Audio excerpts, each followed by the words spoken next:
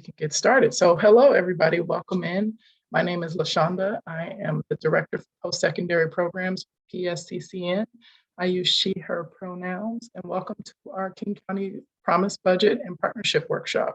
My partner is also with us, who I'm doing this with, my colleague, Haley Karcher. Would you like to introduce yourself? Yes, I'm Haley Karcher. I'm a PhD student at the University of Washington in the College of Education, and I'm been a fellow with PSCCN since this past summer, mostly working on King County Promise. Thank you. All right, let's go in. Let's start off with acknowledging the land and the people whose land we use and stand on today. Puget Sound ESD recognizes the way to true reconciliation starts with facing and accepting our past, which is rooted in colonization, imperialism, and white supremacy, and authentically moving towards honoring Indigenous people and land we occupy. PSESD acknowledges the region we support and occupy are the ancestral territories of the Coast Salish people. As the original stewards of the land, the Coast Salish people are comprised of tribes that span across the Pacific Northwest coast of Turtle Island. PSESD recognizes that our federal government has stolen land and broken treaties, especially the treaties of Medicine Creek and Point Elliott. We are committed to creating a racially just education system that educates all students on the colonization and the ultimate resurgence of Indigenous peoples' traditions and culture, where they continue to be an integral part of today's society. By learning to lead with transformational values and disrupting patterns of white supremacy, PSESD calls to action the practice of seventh generation thinking and honoring the people and the land. Thank you. So we would like to welcome you all into the room. We know some of you have already done this, but just for a little fun, we would like you to share your name with us, your preferred pronouns if you would like to share, the school or organization you're representing, and a favorite guilty treat. Just so we can kind of get to know you.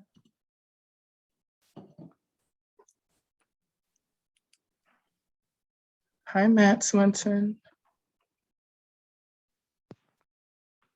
Feel free to put it in now. Sorry, I only noticed one person so far. Oh, many more important people on the line. Wait, what was the icebreaker question again? I'm sorry. Sure, like your favorite guilty treat. Ooh, okay, I got them all that one. I see some cupcakes, something really salty. Hey, hot Cheetos. I see it in there.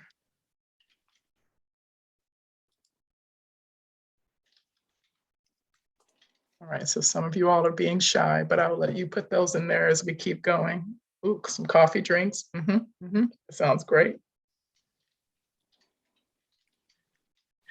All right, and then I would like to introduce you all to my director of post-secondary. Her name is Mercy DeRomola. Sorry, I pronounced that incorrectly, but I will let her introduce herself to do it better. And Mercy, are you in there? I am here. Thank you so much, Shonda. And I'm here, and my guilty treat is in the chat, a big bowl of Honey Nut Cheerios and oat milk. So excited to welcome you on in alongside Shonda and Haley.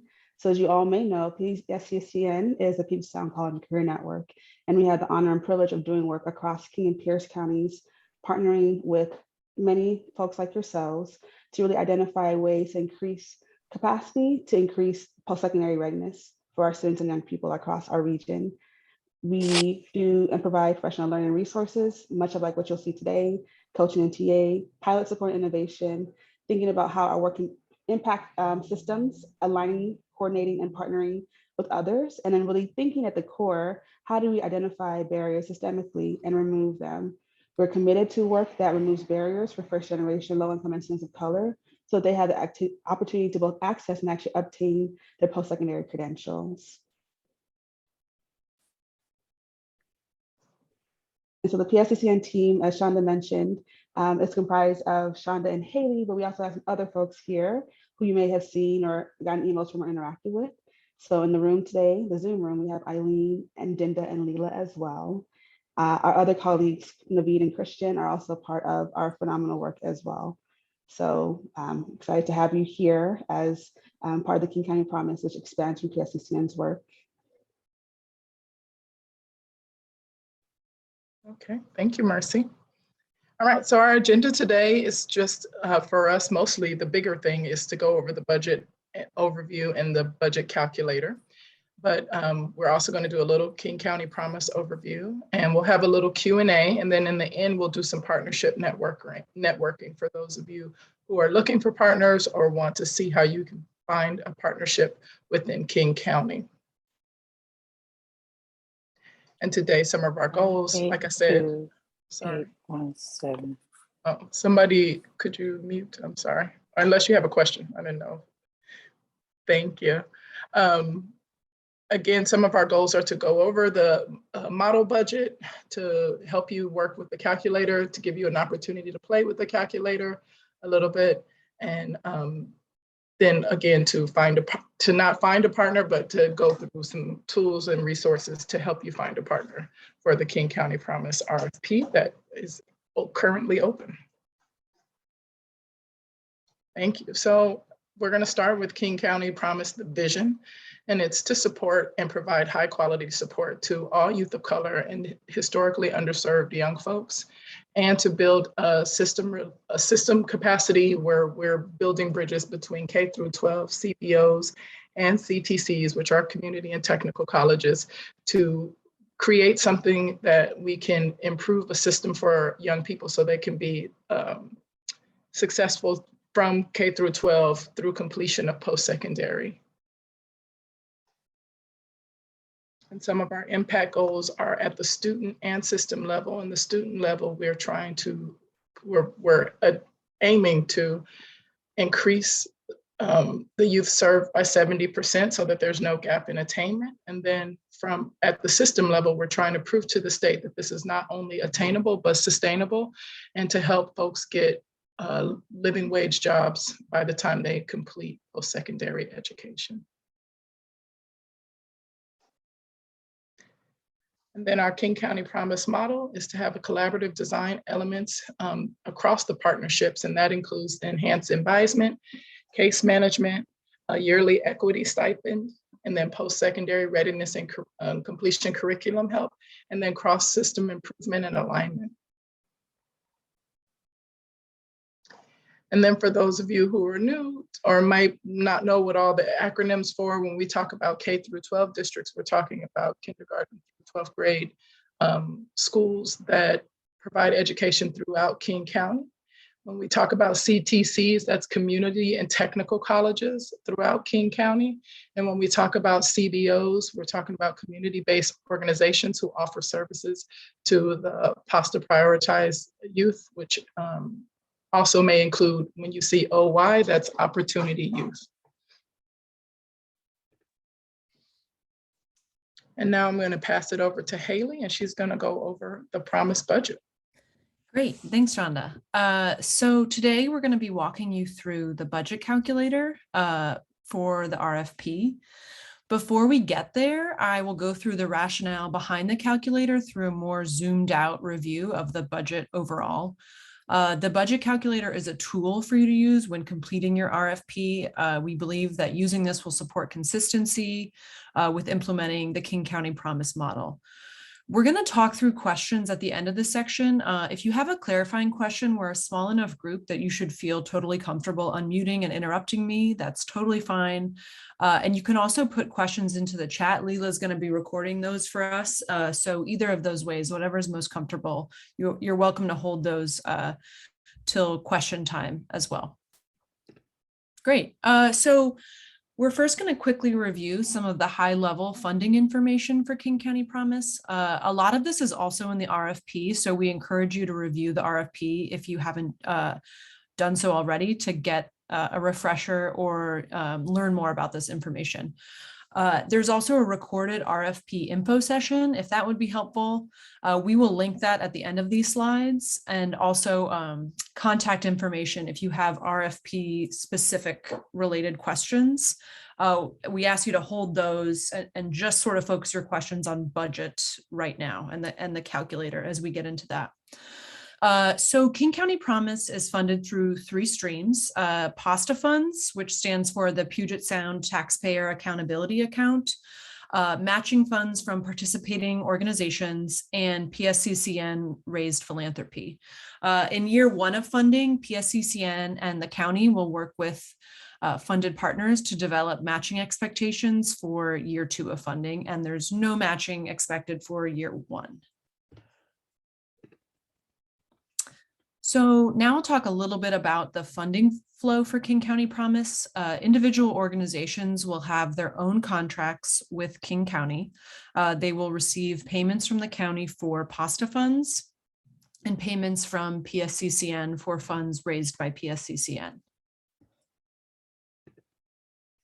So what's funded through King County Promise? There are 3 different areas that are funded. In the next few slides, I'm going to dive more deeply into each of these areas specifically and unpack some of the bullets that you see here. So don't worry, we'll get into all of it. I'll start with a brief overview. So King County Promise funds 3 main activities: student advising, the equity stipend for CTC students, and partnership support. These 3 areas inform the budget calculator as well. So this approach to the budget prioritizes the activities that are most important for a successful King County Promise partnership. So to talk a little bit more about the approach we used when coming up with these 3 activities and creating the budget calculator, we used research on average costs in the region and other program models to determine the average cost per student. So for CTC and K12 students, the average cost is about $1,300 per student. And for Opportunity Youth students, it's about $1,700 per student. So this level of funding supports and puts King County Promise in line with other successful college and career support models like College Success Foundation, Gear Up, Guided Pathways. I'll dive a little bit deeper into some of these numbers and how we came up with the per student costs in the next slide. But based on these per student costs, the budget calculator acts as a template to support decision-making in the RFP and budgeting process. So it's not a required approach, but it's really meant to encourage you to simplify your decision-making and include the key elements of the King County Promise model. So looking more at the numbers, we have research to back up the ratios and the cost. When determining the cost to provide advising services, the King County Promise model considered the average advisor salary across CBOs, CTCs, and K12 districts in King County. This includes advisor benefits, occupancy and administrative costs, general advising support and overhead, including other staff costs related to hiring, professional development, and King County Promise programming. So based on this, the total advisor cost is $130,000 per advisor. When you divide that by the 100-to-1 student to counselor ratio, you get $1,300 per student. So a couple of things to kind of unpack and explain here. We know that for some organizations and for some folks here, you may not use the word advisor, and that's okay. Advisor can mean a lot of different things. It's not necessarily just a traditional advisor or counselor. The funding is intended to go towards supporting student caseload advising and building-wide advising strategies. More than one person or role can fill these responsibilities. We also understand that different organizations have different collective bargaining agreements. This number may seem really high, and there's a couple reasonings or rationales behind that. We're not intending for you to change your collective bargaining agreements or have to deal with that. We know a CTC and a district may have different salary ranges for roles that they may both call advisors. The funding of staff will likely not be apples to apples across organizations, and that's one of the reasons the number is intentionally high, to give organizations the freedom to create pay equity across different organizations with different resources. So these numbers for counselors are intended to be equitable and allow y'all to create equity and to allow people who are doing this work to have a living wage. Great. So A portion of funds are also allocated towards the equity stipend. This acts as compensation for CTC students' participation in advising activities. It's $1,000 a year per CTC student, and guidelines for how that's going to be dispersed to students will be decided between partners, PSCCN, and King County. And then finally, we have partnership supports. So this includes funds for coordination and participation in Promise leadership groups, assessment and continuous improvement, and support for data tracking. Each partnership will have the flexibility to decide how to disperse these funds across each individual organization based on who wants to fulfill these responsibilities and fit into these roles. These funds will be allocated at 20% of the total student support costs. That's approximately $200 per student, and all that logic is already baked into the budget calculator for you.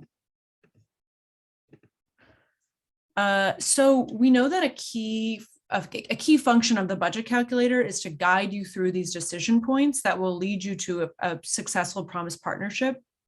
Part of this is deciding how to allocate your resources, and we want to recognize that building a budget is more than just numbers. It's also about relationship building, and it's tied to equity, both for the students that y'all could serve and for organizations in the partnership. So we understand that not everyone has access to the same resources, and that therefore equity is a critical component of having these conversations and using the calculator.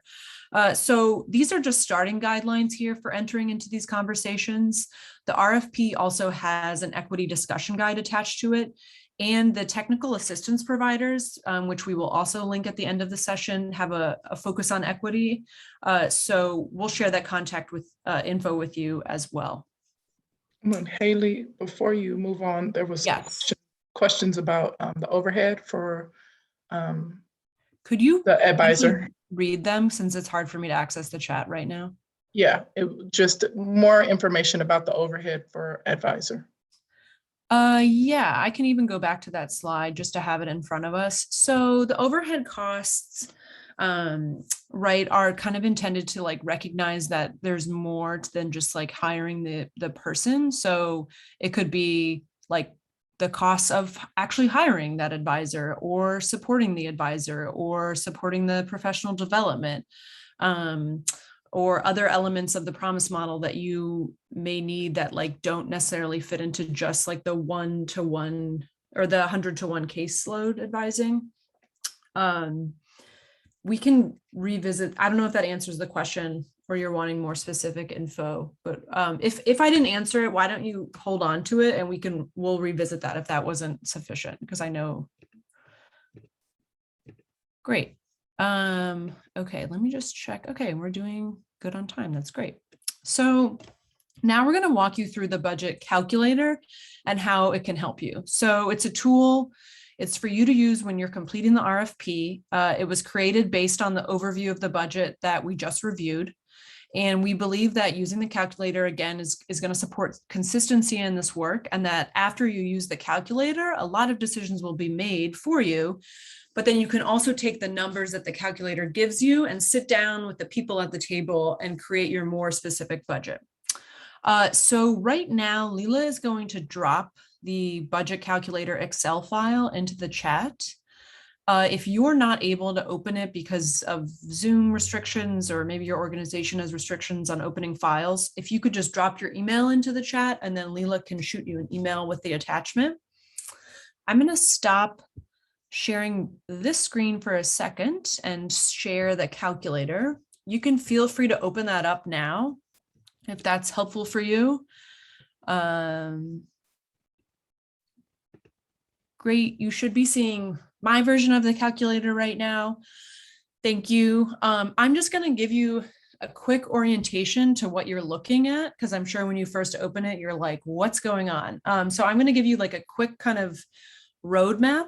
And then I want to encourage you, as I switch back to the presentation, to keep your calculator open, and you can even play around in it while I'm talking and see how the screenshots that I'll show sort of line up with what it looks like when you're actually punching the numbers in. So I've been told you can see when I move my cursor around, so I'm going with that. So if you see what I'm highlighting up in the left-hand corner, That's just your key to remind you, when I see yellow, that means I get to edit and I get to put something in. That's like the golden rule of using this calculator. This over here on the right just reminds you some of the assumptions and numbers that I just went through, keeps that at top of mind so you know what's going on. And then I'll use year one as kind of our example year here. This is where you plug in the number of students served right in this yellow right here. So you'll plug in the number of K through 12, number of CTC, number of opportunity youth.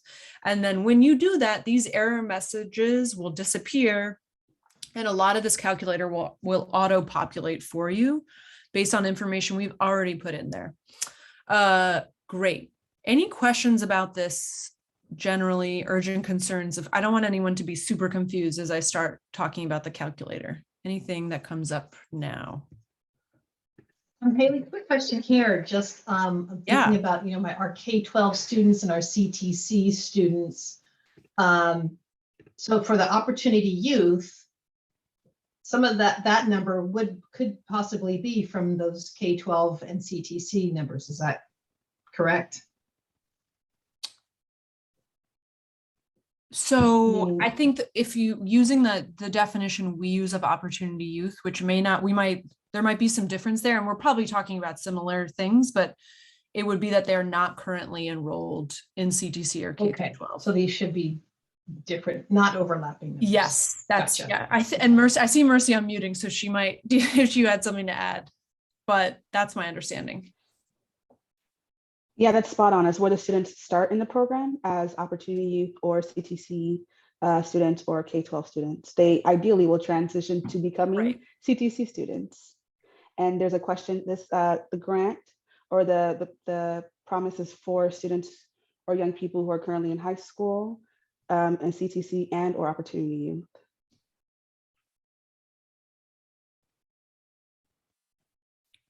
Great.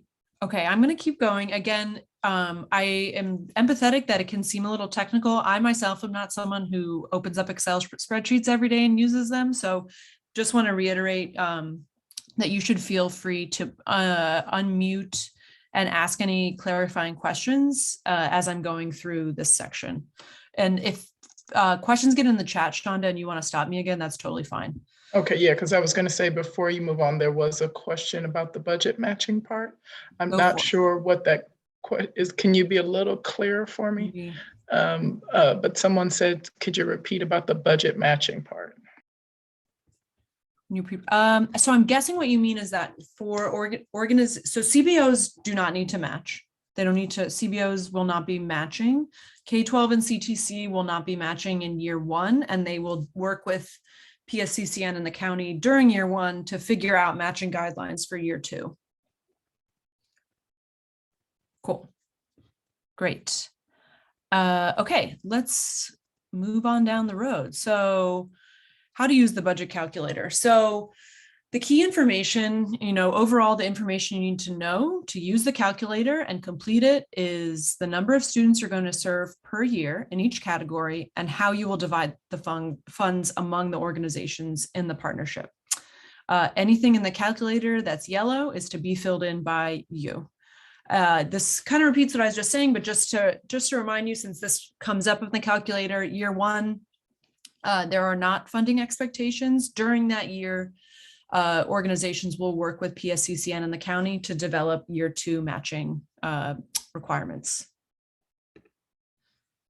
So serving students, step one of using the calculator. You'll input how many students you're going to serve. The calculator includes a space to input the numbers of students you'll serve in each organization.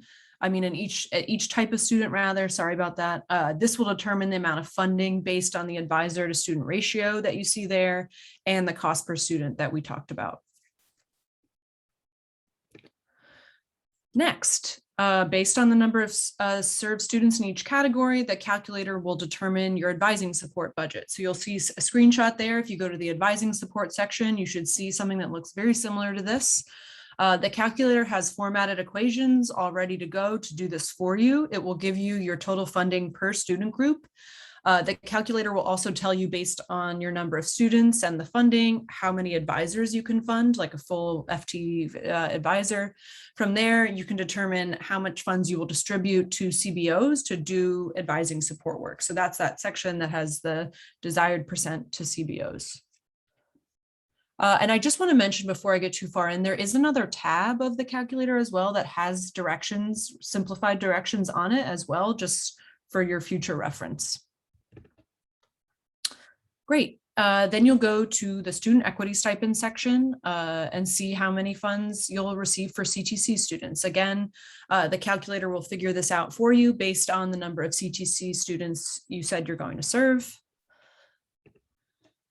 And then finally, you can go to the third section of the calculator and see your partnership support budget. So the calculator has already determined the number for you for your total funds, and then all you need to decide is how you're going to divide the percentages of those funds in the calculator based on who's going to be doing that partnership support work. The calculator is then going to use those numbers, those numbers in that total column to determine the amount of funds each organization is going to receive.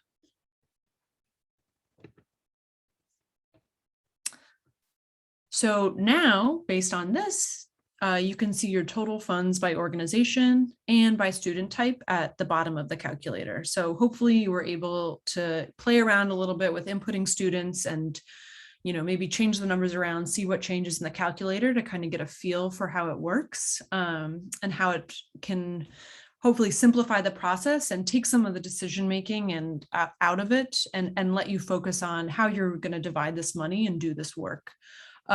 Once you've filled out the calculator, you can work within your partnership to more specifically budget. So now that you have these big numbers, okay, how are we actually going to spend this? The onus is on you to plan and to project that information, but the calculator takes care of some other key decision points.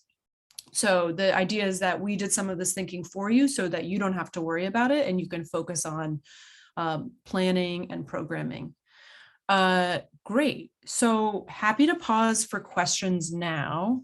I'm going to stop sharing just because I think it makes it a little bit easier for folks to see our faces. Does anyone, you can put into the chat, you can unmute, any questions we can answer? Yes, another question came through that said, if a student is in a country, if a student is a county resident, but attends an out-of-county area college, do they qualify for funding? So I'm trying to think how I can answer this in the simplest way. Thinking of the partnership, right? Let's just say, okay, it's a district, it's a CTC and a CBO, just for to make it simple. If a student is in the partnership and starts as a high school student, and then they go to a CTC that's not in the King County Promise funded world, they get transition programming, like that's part of our programming, and that's sort of TBD by the partnership, like how will you support students as they exit, but they will not get like the equity stipend, if that makes sense. It's only when students are in a Promise funded CTC that they receive the equity stipend. So they'll get the support from the K-12 or from the CBO, but they'll miss out on the support from the community college or technical college that's involved. If you have any other questions, feel free to come off mute or put it in the chat.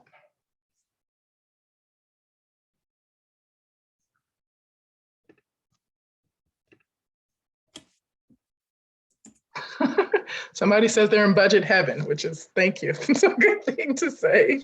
That's great. Yeah, we totally understand that it's a lot to take in right now, and that's fine. And if you have questions later, we will have a survey link at the end, which will allow you to put some of those questions in there. Great. I will go back to my screen.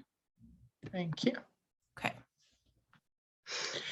All right, so this is the time where you all get to actually kind of play with it. You should hopefully all have the link. Again, Leela, just so it can be fresh, could you just repost a blank calculator so folks can play with? So we're going to give you a little practice scenario and put you in rooms. The only job you have to do when you're in the room is choose one person to be a K-12 person. And that person is going to come with 100 students that they want to serve. And then you're going to choose a person to be a representative of community technical in college. And that person also has 100 students. And then there's one person who's going to act as the CBO who's serving opportunity youth. And they're going to have 30 folks to serve. And the goal is just to give you an opportunity to play around with the calculator a little bit and to have to work out questions and anything that you all have while you play around in it. We would like for you to, talk it out with each other, see how you would want to split the money, and then we'll come back and we'll give you an opportunity to debrief with us. We're going to give you, to start, 5 minutes within your breakout rooms, and then we'll check in on you as you go. Each room will have a representative from PSCCN, so if questions come up, one of us will be there to help you or to help you process those questions. All right, everybody ready to play? So Leela's going to start sending this out. We'll see you soon.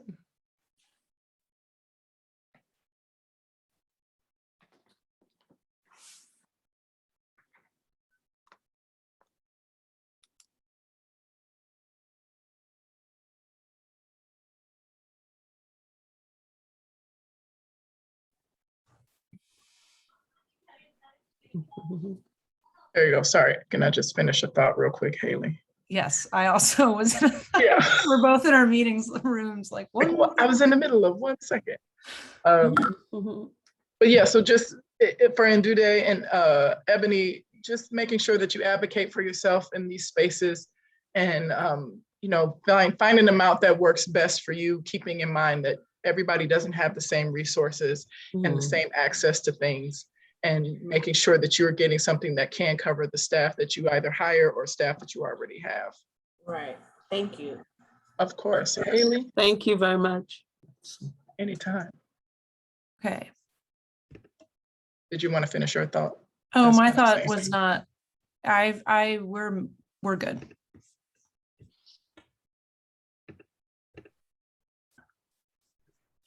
All right, so we have a few debrief questions, like how did it feel to use the calculator? I know that time went by really fast, but hopefully when you build with your partnerships, you'll have a lot more time.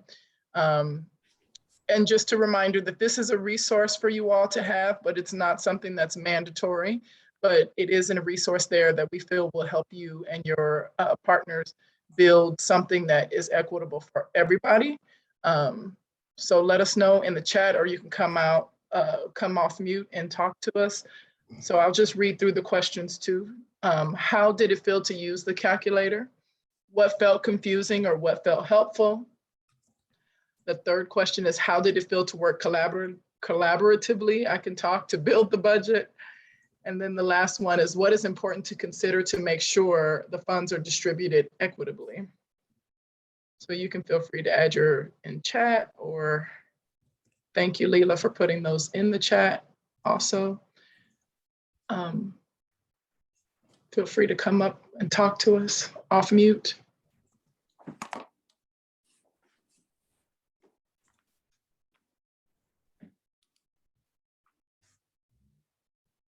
I guess I have some confusion around the advising funding under we're looking at year one, and then under students served, the next yellow box, desired percent to CBOs. Okay. I'm sorry, Jennifer. I just wanted to, maybe, is it helpful to have the calculator up while you're asking? Oh, I'm looking at the calculator on my. Oh, okay. My All right. Sorry, because I was like, yes, wait, do you want us to bring it back up for you? No, it's okay. I guess I got confused because I was thinking, well, am I plugging in the same number that I put in for students served? No. So what's this percentage, desired percentage to CBOs? Yeah, I'm happy to tackle that. So the idea is, it actually kind of relates to what we were talking about in our breakout room, Jennifer, about who's going to handle the advising work. And so I guess the logic of this calculator, to try to make it simpler, instead of having desired percent to this organization and CTC and K through 12, is you can assume that for K through 12 and CTC, they'll get 100% of that funding unless otherwise stated, unless desired, you say a different percentage to the CBO. And then, let's say the example you were bringing up in our breakout room, maybe you do have 30% of the K through 12 advising is handled by the CBO. Well, then you could put it into that box that you're looking at, that G25, and then that will change the amount of funding for the CBO overall. Does that make sense? I think so, yeah. So Okay.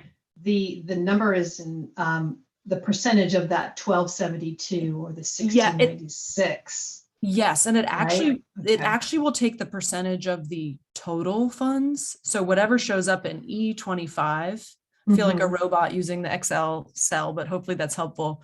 Whatever shows up as the total amount of funds based on the number of students you said you're going to serve for that group, then you plug in your percentage, and then it will say, okay, here's the total number to CBOs. So if I put in 100 K through 12 students, I'm just doing this on my calculator, it'll say, great, you get $127,225 for K through 12.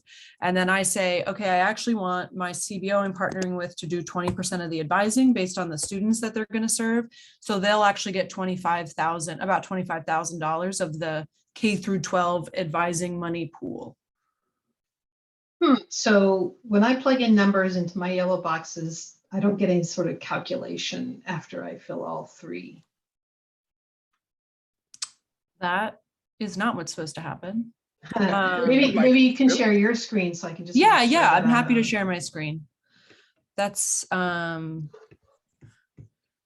that we did test the kind of the hard copy one, and it was working, but we're happy to sort of to troubleshoot that a little bit. So this is what I'm seeing when I plug it in. So I plugged in my number of students, I got my total number of K through 12, and then I put in my 20% here. 20%. And then it tells me how much money the CBOs are going to get of that budget. And then that will show up right down here for the total funding. And that will eventually, it will make a big sum of that big pot. Okay, I see what I did wrong now. Okay, Yeah, great. I got it. Okay, thanks for that. Yeah, thanks for asking that question. That was really helpful, I'm sure, for others to see too. Other thoughts? Yeah, Matt, go ahead. Okay, thank you. I was wondering, I used to work at a bunch of CBOs before I came to Green River, and I know the pay scale is often very different.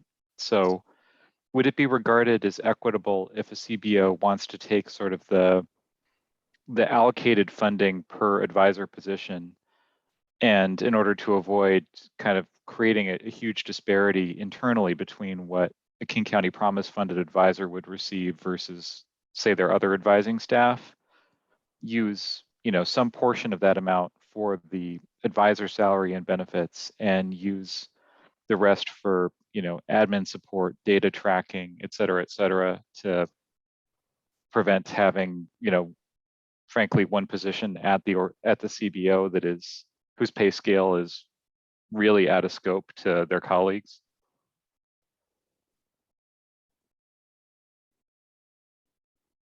Is your question asking can you take the advising money for salaries and divide it among several people?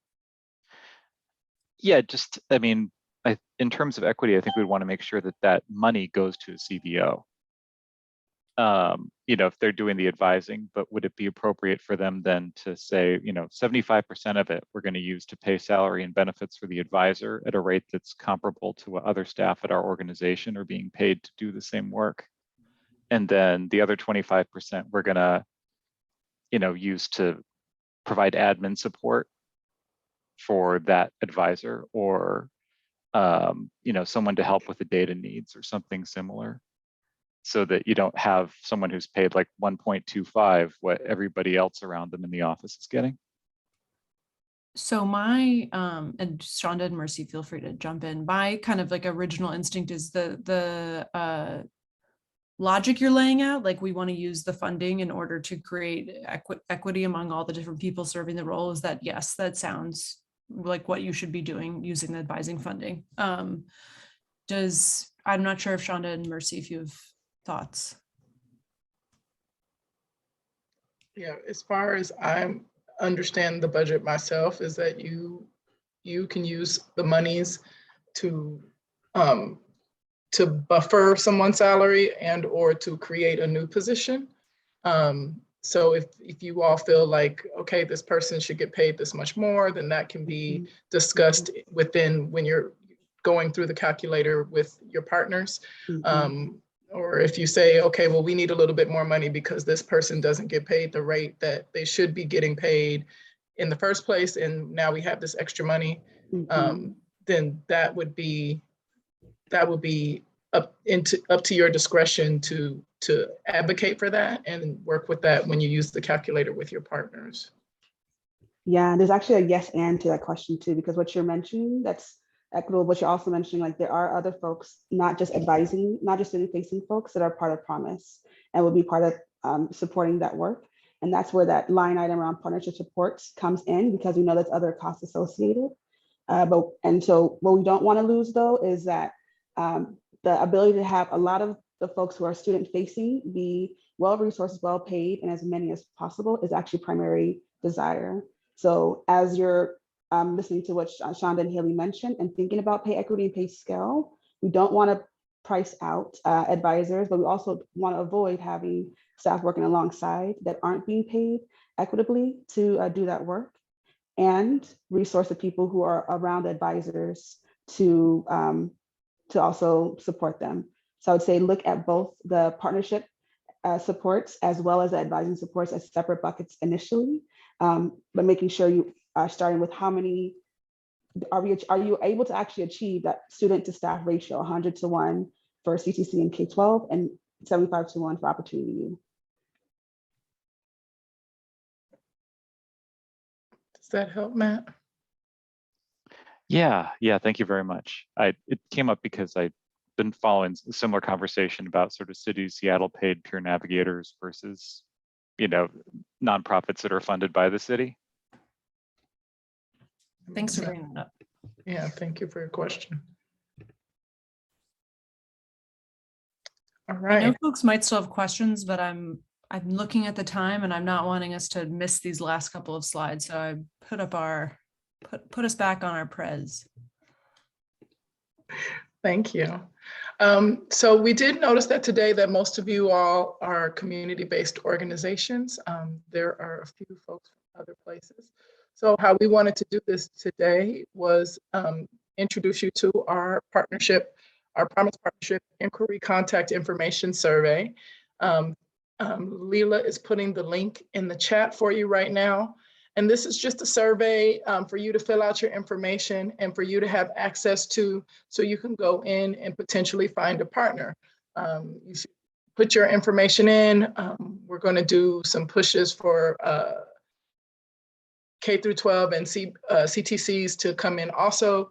And then that way you all can find somebody who's potentially in your neighborhood or potentially does the same kind of work that you do, or potentially wants to support the same kind of folks that you would like to support during this. And then that way you can go in and kind of find a person who looks good to you.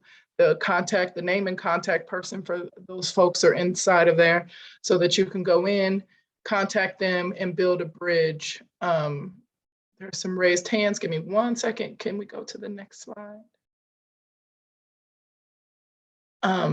And then once you go in, you can make the contacts, and we also have a link to the YDEC toolkit, and this helps you to learn how to, it has checklists and resources and helps you know how to build an equitable partnership, what things you need, how to communicate within that partnership to advocate for yourselves and for others within there. And then I see Ndudi, you have a question? Yes, I wanted to say that I believe we have completed that Google form. Mm-hmm. Yeah, some of you may have, that's okay. We're just adding it. It's not a like you haven't done it, just an invitation for folks who have yet to do it. Okay, so no need to do it again. Yeah. All right, thank you. Thank you for clarifying that. And then Matt, I see your hand. Oh, I'm sorry. I'm just being remiss and forgot to lower it. Oh, okay. The virtual hand doesn't get tired as fast as a real one. No worries. All right, and then once you all do that, because we want to save a few more minutes for more questions at the end, we also just want to let you know, if you want to sign up for the King County Promise newsletter, the link is here. If you want to learn more about King County Promise as an overview and the methods that we have put together King County Promise with, the link is there to that. And again, like Haley mentioned at the beginning of the presentation, if you have questions about the RFP itself, please join the county website and their blog post. If you have specific questions, you can reach out to her. Name is Andrea Howerton. Her email is here. And if you have an email for her, make sure you put KCP RFP in the subject line so they can make sure they get back to you for that information. There's also technical assistance to help you filling out those RFPs. So the link is also here. We'll be posting this presentation on our website. So if you missed anything, or if you have colleagues who want to see it, we'll have that posted. We'll also be doing another one of these workshops next Wednesday on the 9th. And for the technical assistance, the deadline to reach out is March 28th. The RFP closes on April the 4th. So feel free, there's lots of resources, lots of help around. You're also welcome to contact us in anything King County Promise related or calculator related. And again, if you need anything to know about the RFP, please contact the county directly through Andrea Howerton and complete the survey. And then we'll hope to push that out to more so we can get more people to put their information in there and hopefully help you all build good partnerships to help serve the students. I think we're at it. So I just wanted to say thank you to my colleagues. Thank you to my team. Everybody helped put this together for you all. And we hope that it gave you great information today. And if you need anything else, let us know. Otherwise, have a lovely Wednesday evening. Haley, did you have anything to add? Nope. Thanks so much, Shonda. And thanks everyone for coming and for your questions. We really appreciate it. Yes, Thank you. thank you so much. And I think there's an assessment thing coming, right? I think it'll come. Leela sent it out. Yeah, for folks, if you're still here, there's a questionnaire coming out. So if you have more questions, feel free to add them there. Thanks, everyone.